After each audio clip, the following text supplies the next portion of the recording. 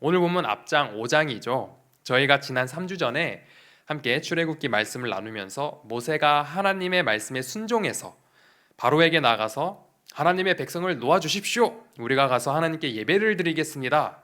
라고 말한 것을 선포한 것을 보았습니다. 이때 바로의 반응은 참 세상의 왕다웠습니다. 일을 더 어렵게 주었습니다. 회사 다니시는 분들은 이런 경험 혹시 있으신가요? 퇴근하려고 짐 싸고 있는데 갑자기 과장님께서 부르시면서 김대리 이거 마무리해서 퇴근하기 전까지 보고 올려 라며 업무를 던져주는 일이라든지, 직장 상사가 시킨 대로 기한 잘 작성해서 올렸는데 내가 언제 이렇게 하라고 했어? 하면서 다시 해와 라며 처음부터 다시 하라고 하고 기획안을 다시 만들어서 올리면 또 다시 해와 반복하다가 결국에 에이 모르겠다 하면서 처음 냈었던 기한 올리면은 웬걸 잘했네 라고 하시면서 하는 일도 있었던 것 같습니다.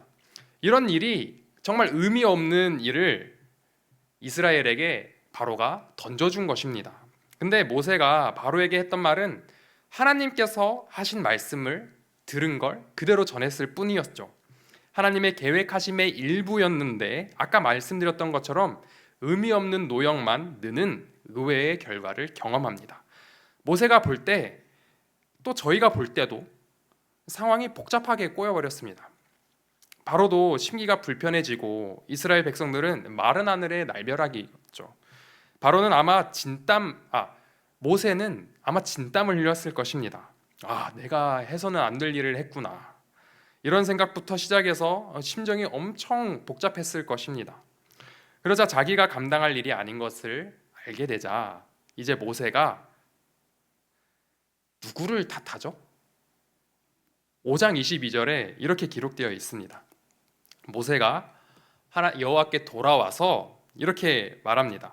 하나님께 돌아옵니다. 그리고 하나님께 탓하듯이 하나님께서 시키신 대로 했더니 일이 더 꼬여버렸습니다. 어찌하여 바로가 이스라엘을 더 힘들게 하고 어찌하여 하나님께서는 가만히 계십니까? 라고 항의합니다. 신앙생활 정말 잘 하시는 분들이 계십니다. 그렇지만 그분들 중에요 정말 하나님만 부르짖고 또 찾고 기도하면서 말씀대로 살려고 정말 어린아이처럼 순수하게 정직하게 남들을 도우며 열심히 사시는데 정말로 안타깝게 그 사업이 힘들어지고 또 건강은 더 안 좋아지고 관계는 다 깨져가지고 옆에 남아있는 사람이 안 계신 분들을 보게 됩니다. 모세도 하나님 명령대로 했는데 이렇게 된 것입니다. 그런데요, 하나님께서 모세를 보내실 때 문제가 바로 해결될 거라고 말씀하시지 않으셨습니다. 4장 21절에 하나님께서 모세에게 이렇게 말씀하셨습니다. 내가 그의 마음을 완악하게 한즉 그가 백성을 보내주지 아니하리니. 이 구절을 들여다보면요, 하나님께서 모든 주권을 행사하셔서 문제가 바로 해결되지 않게 했다는 것을 알 수 있습니다. 바로의 마음을 완악하게 해서 문제가 꼬이게 하신 분은 다름 아닌 하나님이셨습니다. 왜 모세가 하나님께 돌아와 따졌던 것처럼 왜 그러십니까 하나님? 도대체 왜 그러시는 거예요? 왜 문제를 더 힘들게 만드십니까? 아니 그런 일을 저한테 시키셨으면 제 옆에서 이 일이 진행될 때 도와주셨어야죠. 왜 가만히 계셨습니까? 이렇게 항의 섞인 질문을 할 수가 있습니다. 이스라엘이 당시 어느 나라의 노예 신분이었죠? 지금 출애굽기의 배경이 되는 나라가 애굽이죠. 이 애굽은요 당시에 고대 세계에서 가장 강한 국가였습니다. 바로는 이렇게도 불렸어요. 신의 화신, 즉 신이 인간의 모습으로 나타났다. 그래서 그 주변 국가는 숨죽이고 그의 심기를 건들지 않기 위해서 정말 조심했을 겁니다. 그런데 어느 날 어떤 사람이 지팡이 하나 달랑 들고 와서 우리가 아까 봤던 것처럼 하나님께서 하신 말씀을 전했었죠. 그리고 이런 정말 복잡한 상황을 얻게 됩니다. 하나님께서 미리 바로를 완악하게 해서 보내주지 않을 것을 모세는 알고 있었습니다. 그렇지만요, 누구나 이 문제가 걷잡을 수 없이 심각해지면 겁을 먹기 마련입니다. 우리도 출애굽의 결과를 알고 있어도요, 출애굽의 이야기를 읽다 보면은 불가능이라는 단어를 떠올리게 됩니다. 아무리 봐도 안 되는 것입니다. 이렇게 보고 또 저렇게 보고 모든 경우의 수를 따져봐도 불가능합니다. 그런데요, 이 불가능을 가능하도록 계획하신 하나님 입장에서는요, 이 불가능이 그저 좋은 교보제일 뿐입니다. 학습 도구일 뿐인 것입니다. 쉽게 말해서 우리에게 하나님 자신을 잘 알게 하도록 가르쳐 주시기 위한 좋은 보조 도구일 뿐인 것입니다. 하나님은 초월자이시고 우리는 피조물입니다. 그래서 이 차이는 감히 상상할 수 없는 큰 간극이 있습니다. 저희는요, 가끔 지금 있는 그 자리, 한때는 좋았다가도 지금은 문제투성이인 그 자리에 나의 의지 그리고 나의 결정 때문에 그 자리에 있는 것이다 라고 생각할 때가 있습니다. 그런데요, 우리가 그 자리에 가서 있는 것이 아니라 그 자리에 가게 되었던 것을 기억해야 합니다. 바로 내가 간 것이 아니라 하나님께서 보내신 것입니다. 마치 모세가 보잘것없는 지팡이 하나 들고 애굽에 말도 안 되는 요구를 하러 간 것처럼요, 우리가 지금 이 상황에 놓인 것은 내가 불순종해서 상황이 악화된 경우도 분명 있을 것입니다. 그러나 우리는 근본으로 돌아가서 생각해 봅시다. 바로 하나님께서 나를 또 우리를 그 자리로 보내셨다는 것입니다. 그리고 하나님은 그 불가능한 상황에서 자기를 알리실 것이라고 오늘 말씀을 통해서 말씀하십니다. 그래서 하나님은요, 그래서 우리는 모세처럼 탓도 하나님께 하고 항의도 하나님께 해야 합니다. 그러면요, 하나님은 우리의 탓과 항의에 우리를 꾸짖지 아니하시고 오히려 이렇게 말씀하십니다. 오늘 본문 6장 2절을 함께 읽겠습니다. 하나님이 모세에게 말씀하여 이르시되 나는 여호와이니라. 아멘. 나는 여호와이니라. 하나님께서 자기를 가르쳐 주시는 겁니다. 우리가 출애굽같이 내가 볼 땐 정말 불가능한 문제에 봉착했다면 나를 그곳에 보내신 하나님께 돌아갑시다. 모세가 탓하고 항의한 대상이 누구셨죠? 하나님이었습니다.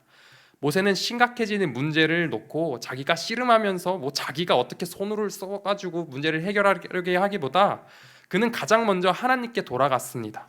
그때 하나님은 모세에게 이렇게 말씀하십니다. 나는 여호와야. 내가 누군지 알려줄게. 우리가 처한 불가능한 문제는 하나님께는 그저 하나님을 더 잘 이해할 수 있도록 돕는 교육 도구일 뿐입니다.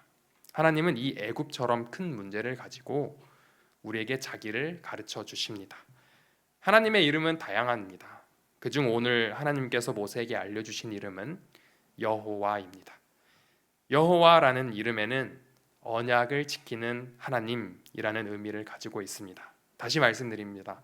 여호와는 언약을 지키는 하나님이라는 의미를 가지고 있습니다.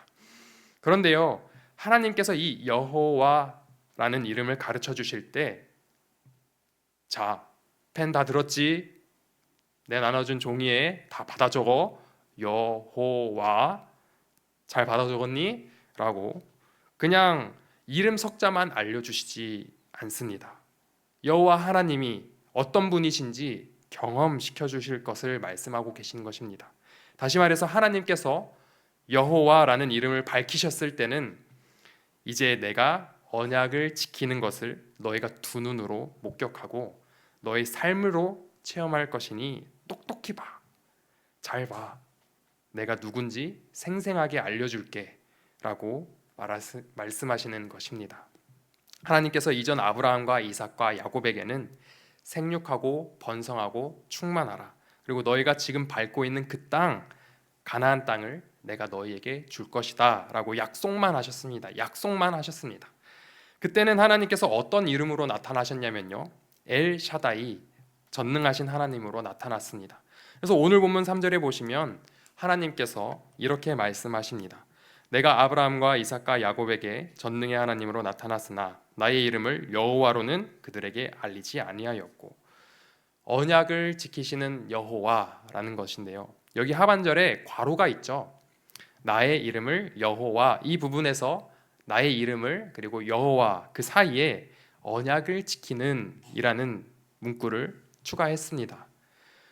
사실 이게 생략되어 있는 것입니다. 하나님께서 여기서 모세에게 처음으로 밝히시는 여호와, 이 이름의 뜻은 언약을 지키는 여호와라는 것입니다. 언약을 지키는 여호와. 옛날에는 약속만 했지만 지키진 않았지만 지금은 내가 그 약속을 지켜나갈게 라고 말씀하고 계십니다. 지금 마주하고 계시는 여러 심각한 문제들, 포기하고 싶고 도망가고 싶고 심각한 문제들에 대해서 세상 사람들은 이런 반응을 보여줄 것입니다. 아, 참 안 됐다. 어쩌다가 그 지경이 됐니? 그러나 우리 그리스도인들은 이 앞부분은 비슷하게 말할 것입니다. 아, 어떡하니? 괜찮니? 많이 힘들었겠구나. 그런데 마지막에 한마디 더 붙이죠. 뭐라고 붙이죠? 기도할게. 기도할게. 근데 진짜 기도하셔야 됩니다. 그 말을 그냥 위로하기 위해서 하신 거라면 세상 사람들의 위로와 정말 다를 게 없는 것입니다. 정말 그 사람의 문제를 가지고 하나님께 가서 아뢰야 합니다. 하나님, 왜 이 사람이 더 힘들게 되었습니까? 왜 이 사람의 고난을 보고만 계신 겁니까? 하고 정말 하나님께 기도해 주셔야 됩니다. 왜 기도해야 될까요? 그게 진짜 그 사람을 돕는 것이기 때문입니다. 왜 기도가 정말 그 사람을 돕는 것입니까? 우리의 기도 대상 때문입니다. 이 문제를 내가 해결하려고 하는 것이 아니라 하나님이 이 문제 가운데로 보내신 이가 하나님이시기 때문에 하나님, 이 문제에 대한 해결책도 하나님 가지고 계시죠. 하나님, 그러니까 우리가 하나님만 바라니 하나님 도와주세요 라고 기도하는 것입니다. 그리고 우리가 왜 하나님께 부르짖으며 기도해야 하는지, 왜 기도가 중요한지 4절과 5절을 통해 알 수 있는데요. 저희 이 두 절을 함께 봉독하겠습니다. 가나안 땅 곧 그들이 거류하는 땅을 그들에게 주기로 그들과 언약하였더니 이제 애굽 사람이 종으로 삼은 이스라엘 자손의 신음소리를 내가 듣고 나의 언약을 기억하노라. 아멘. 4절은 하나님께서 아브라함, 이삭, 야곱과 언약을 맺으셨던 때를 말씀하시는 거고요. 5절은 하나님께서 모세에게 여호와의 이름을 가르쳐 주시면서 이제 내가 언약을 기억한다 라고 말씀하시는 것입니다. 그런데 이 4절의 언약을 맺으실 때와 5절에서 언약을 기억하실 때 그 사이에 무슨 일이 있냐면요, 이스라엘의 부르짖는 소리가 있습니다. 이스라엘이 정확히 누구에게 부르짖었는지, 허공에 대고 그 삶의 고단함을 쏟아부었는지, 하나님께 기도했는지 그것은 알 수 없습니다. 오히려 허공에 대고 부르짖었던 것에 가까울 것입니다. 그러나 중요한 것은 하나님께서 그 소리를 들으셨다라는 것입니다. 아니, 그건 하나님께 기도한 것이 아니잖아 라고 할 수 있는데요, 여기서 우리가 한 가지 더 발견할 수 있는 것이 있는데요, 다시 4절과 5절을 보시면요, 하나님께서 처음 언약을 체결하실 때는 아브라함에게, 이삭에게, 야곱에게 신음이 없었습니다. 신음이 없었어요. 괴로움과 고통이 없었습니다. 그저 그들에게 찾아가셔서 할례 언약을 맺으셨어요. 이를 통해 알 수 있는 것은요, 하나님은 그가 택하신 백성이 신음하든 신음하지 않든 그가 택하신 백성이라면 언약을 맺으신다라는 것입니다. 우리는 여기서 이것을 발견합니다. 하나님의 전적인 은혜를 발견하는 것입니다. 그래서요, 우리는 부르짖음이 허공에 들리는 것 같아도 하나님은 자신이 택한 백성에게서 시선을 거두지 않으시고 하나님은 우리의 세밀한 음성을 듣고 계신다라는 것입니다. 그런데 우리 믿음의 동력자들 가운데 그 현실이 너무 어려워서 자신이 직접 기도할 수 없는 분들이 계십니다. 하나님이 계시지 않는 것 같이 느껴지는 그 시기를 통과하고 계시는 분들이 계십니다. 그때 우리가 그들의 모세가 되어서 대신 하나님께 중보기도 해야 됩니다. 이스라엘은 그저 신음했을 뿐 기도하지 못했어요. 8절에서 모세가 이스라엘에게 하나님께서 언약을 지키셔서 9절에서 이렇게 말합니다. 하나님께서 우리를 이 땅에서 인도해서 약속의 땅으로 인도하실 것이고 그 땅을 우리에게 기업으로 주실 것이야 라고 말을 하는데요, 8절에서요. 근데 9절에 이스라엘 백성들이 어떻게 반응하냐면요, 이렇게 반응합니다. 그들의 마음의 상함과 가혹한 노역으로 말미암아 모세의 말을 듣지 아니하였더라. 모세의 말이 안 들어옵니다. 왜 모세의 말이 안 들렸냐? 왜 안 들렸다고 기록되었죠? 네, 이 부분을 세번역은 이렇게 기록합니다. 그들은 무거운 노동에 지치고 기가 죽어서. 어떤 고난은요, 우리를 하나님께 나아가도록 재촉하는 고난이 있습니다. 그런데요, 오늘 본문에 벽돌 굽는 것 외에도 지푸라기를 가져와 가지고 또 지푸라기를 가져와야 되는 상황에서 이 노동은 줄어들지 않고 시기도 제때 맞춰야 되는 이런 상황이 있었습니다. 정말 말도 안 되는 어려운 가운데 있어서 생각조차 할 수 없는 상황인 것이, 그저 본능에만 따라 살아가는 이 상황인 것입니다. 하나님이 안 보이죠. 당장 생존해야 하기 때문입니다. 이때는요, 믿음이 없는 게 아니고요, 죄 때문이 아니고요, 현실의 문제 때문에 그런 것입니다. 그러나 하나님은 그의 백성을 포기치 아니하신다는 것을 기억해야 합니다. 이런 분들에게 그래도 예배에 나와야지, 그게 사는 길이지, 맞습니다. 맞습니다. 그렇게 말을 해야 합니다. 그런데요, 그분들은 나와 계셔도 멍해 계실 거예요. 안 들립니다. 왜 어떻게 해요? 멍해 계신 그 상태 그대로 둡니까? 우리가 그들을 중보해야죠. 중보기도 해야 되는 겁니다. 그들의 모세가 되어서 그들을 위해 바로에게 나가고 그들을 위해 하나님께 기도해야 되는 것입니다. 모세는 기도뿐만 아니라 그의 민족의 구원을 위해서 지팡이 하나 들고 바로에게 가서 우리 민족 줘, 하나님께 가서 예배할 거야 라고 나아갔습니다. 우리에게도 이렇게 하나님 안에서 가족된 지체들이 있습니다. 가끔 정말 애굽의 삶을 보내고 계신 분들도 있습니다. 헤어나올 빈틈조차 보이지 않죠. 그런 분들은 예전엔 하나님을 정말 열심히 믿었어도 현실이 힘들기 때문에 지금은 그 말씀이 안 들어올 수 있습니다. 왜요? 말씀이 상해서, 문제가 내가 감당하기에 너무 커서, 다른 게 안 보이는 상황인 것입니다. 그들을 위해서 우리는 기도해야 합니다. 그러면 여전히 우리를 택하시고 언약을 이루시고자 하시는 하나님께서 일하시고 언약을 성취해 주실 것입니다. 그 언약을 하나님께서 어떻게 성취할 것인지 6절에서 8절에 기록되어 있는데요. 여기에는 4가지 메시지가 있습니다. 하나님의 주권, 구속, 채택, 약속하신 땅에 정착하는 것입니다. 먼저 하나님의 주권을 보시게 되면요, 출애굽기 6장 6절에 하나님의 주권은 언약을 모세가 아니라 여호와께서 성취하신다는 것을 보여줍니다. 6장 6절 상반절에 하나님께서 모세에게 말씀하십니다. 그러므로 이스라엘 자손에게 말하기를 나는 여호와라, 내가 라고 말씀하십니다. 내가, 즉 여호와께서 언약을 성취하신다라는 것입니다. 모세는 기도하고 순종하여 행할 뿐이지 우리는 이 일을 누가 진짜 행했는지를 잊지 말아야 한다는 것입니다. 우리의 무거운 짐은 벗겨지고 삶의 어려운 문제에서 건져냄 당하는 것은 바로 여호와 하나님께서 일하시기 때문입니다. 모세가 아닙니다. 대단해 보이는 리더가 아니라요, 그들을 뒤에서 그들을 통해 일하고 계시는 하나님께서 그 일을 하고 계신다라는 것입니다. 두 번째, 구속입니다. 출애굽기 6장 6절에 보시면은 맨 뒤에 속량이라는 말이 나옵니다. 이 뜻을 살펴보기 위해서 우리는 히브리어 원어를 좀 살펴볼 텐데요. 속량의 어원은 가알입니다. 이는 어떤 것을 원래 상태로 회복시킨다라는 뜻을 가지고 있습니다. 그런데 이 원래 상태로 회복시키는 방법에 있어서요, 벌 혹은 심판을 동반합니다. 다시 말해서요, 이스라엘을 억압해서 구속하심에 있어서 그동안 이스라엘을 억압했던 가해자들을 벌하신다라는 것입니다. 애굽이요, 좋은 말로 보내줍니까? 아니죠. 좋은 말로 할 때 안 보내줬습니다. 보내준다고 했다가도요, 금세 마음을 바꿔버리는 것을 우리는 이 심판 10가지 재앙들이 10가지 심판들이 진행되는 것을 통해서 숱하게 봅니다. 그래서 심판을 행하시는데 그 내용을 아주 컴팩트하게 요약해 놓은 구절이 6장 1절인데요.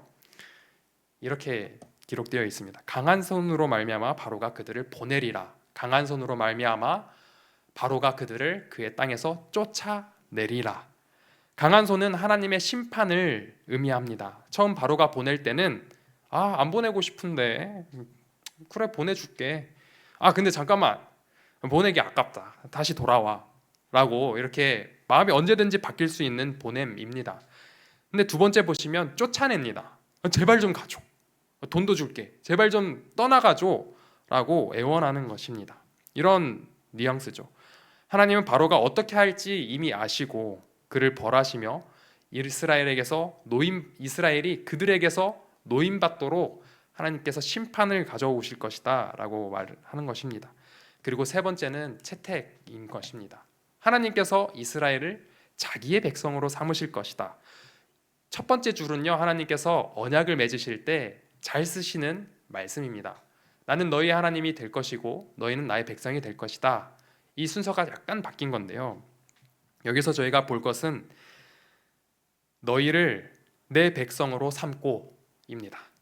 이것을 히브리어로 직역하면 이렇습니다. 나는 너희를 나에게로 취할 것이다. 이런 뜻인데요. 나는 너희를 나에게로 이끌 것이다. 하나님께서 이들을 가나안으로 인도하시기 전에 먼저 누구에게 이끌 것이라고 말씀하세요? 하나님께 이끌 것이라고 말하고 있습니다. 다시 말해서 하나님의 언약에서 가나안 땅에 들어가는 것보다 하나님께 더 중요한 것은 먼저 하나님께 가까이 와야 한다라는 것을 의미하고 있는 것입니다. 다시 말해서 하나님과 관계가 회복되어야 한다라는 것을 의미합니다. 누구나 가나안에 관심이 많습니다. 그러나 하나님과 친밀한 관계를 맺는 것이 하나님의 언약에서 더 중요한 자리에 있다라는 것을 기억합시다.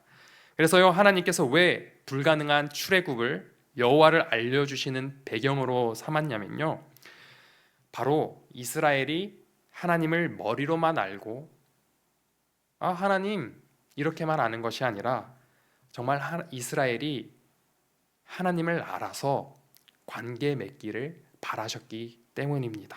그래서 7절 하반절에 하나님께서 이렇게 말씀하십니다. 너희의 하나님 여호와인 줄 너희가 알리라.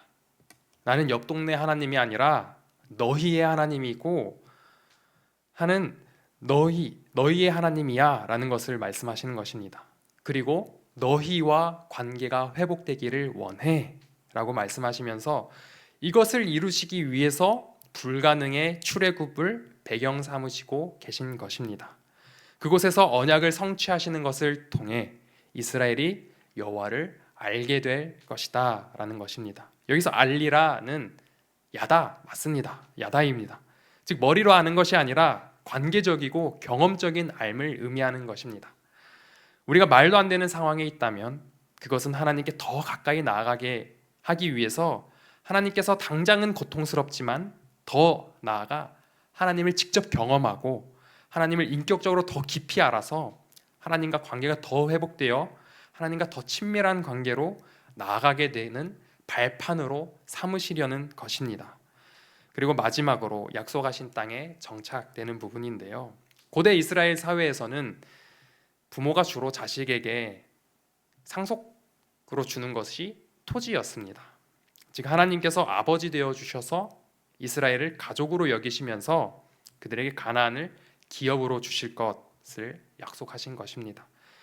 이스라엘이 뭘 잘했을까요? 뭐가 이뻐서 하나님께서 그들에게 기업을 주신 걸까요? 아닙니다. 이스라엘이 하나님의 언약의 성취로 가나안을 기업으로 받게 된 것은 전적인 하나님의 은혜였습니다. 우리가 받을 가나안 땅은 하나님 나라입니다. 즉 예수 그리스도를 믿는 누구나 하나님과 관계가 회복되어서 잃었던 생명, 그 영생을 얻어 하나님 나라를 누리는 것입니다. 그 나라는 지금도 누릴 수 있고요, 또 언젠가 예수님께서 재림하셨을 때 완성될 그 하나님 나라에서도 영원히 누리게 될 것입니다. 오늘 말씀이 조금 길었는데요, 핵심은 여호와를 아는 것입니다. 왜 내가 이런 일을 겪고 있지? 아무도 모릅니다. 하나님만 아십니다. 이 문제가 과연 해결될까? 하나님이 해결해 주실 것입니다. 나는 도저히 하나님께 나아갈 여력이 없어. 무서워. 그러면 그 자를 위해서 우리 주변에 있는 믿음의 동력자분들이 중보기도해 줄 것입니다. 그리고 정죄하지 않을 것입니다. 괜찮아. 우리가 너희를 위해 기도해 줄게. 그들을 위해 기도하고 도웁시다. 그리고 하나님은 지금 이 고난을 사용하셔서 하나님 자신을 알리시고 가르쳐 주실 것이며 이를 통해 하나님과 관계가 더욱 친밀해지도록 자신을 알려주실 것입니다. 우리는 애굽에서 하나님을 바라보고 또 억압당하는 누군가의 모세가 되어서 우리 모두 하나님을 힘써 알아가는 믿음의 공동체가 되기를 소망합니다. 이 시간 함께